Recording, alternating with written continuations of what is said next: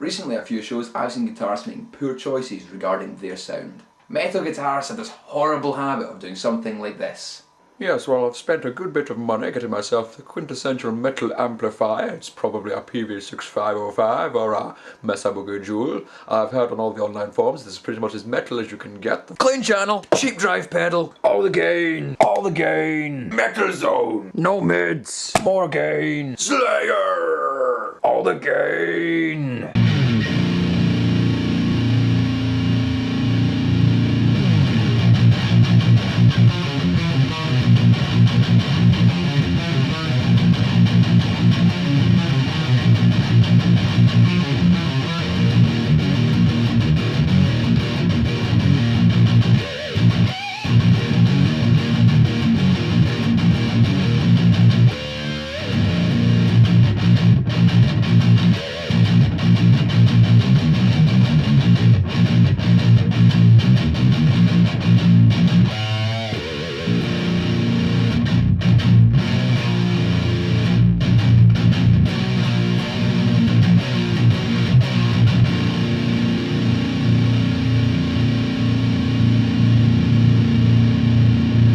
What this produces live is guitars that are dynamically flat and cannot be picked up well in the mix.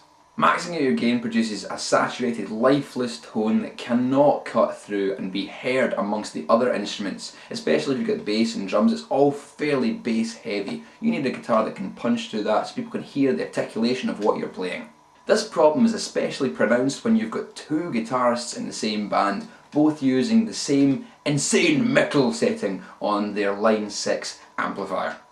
If you do this, you won't sound big, you won't sound heavy, you will just not be heard. And that is not what you want in a metal band. You want to sound big, you want to sound massive, you want to sound heavy. And maxing out the gain is not the way to do it. Metal guitarists really need to get out of this mindset of getting a quintessential metal amp and then putting it on its clean channel, throwing a metal zone pedal into the front of it, and then pumping that with some EMG pickups. You're just pushing the amp to too much saturation and losing all of your sound. I know I usually give active pickups and EMGs in general a bad name here, but I have seen them being used to good effect. In the majority of cases, it's what I describe. It's amp, massive solid state distortion pedal out front, and the EMGs driving it and crushing the sound to nothing. Then you get a breath of fresh air when a band comes in with EMG equipped guitars, goes through a relatively low gained crunch channel on their amp and then boosts it up with a tube screamer. They're using the tube screamer and the EMG pickups to boost the signal going into a crunched amp, as opposed to sending that boosted signal into something already full of gain. It means that amp's still pushing all the dynamics and the articulation, but they're getting a boosted sound into it, and it sounds huge and crunchy and just so much better.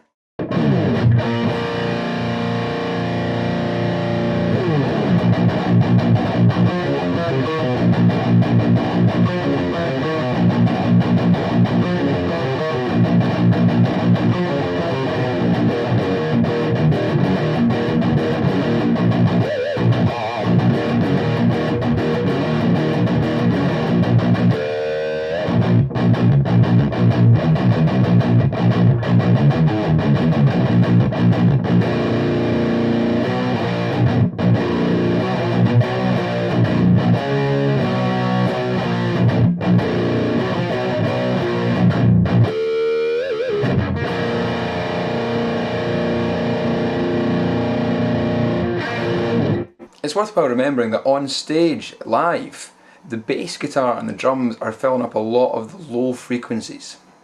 Scooping out your mids and putting in a lot of bass onto the EQ of the amp can mean that your guitar is using up a lot of the same frequency band as the other instruments that are playing. Yeah, that may sound awesome in your bedroom, but at live, your guitar is going to be lost. So if we're playing live, you want to roll back the bass a little bit and keep the mids fairly high.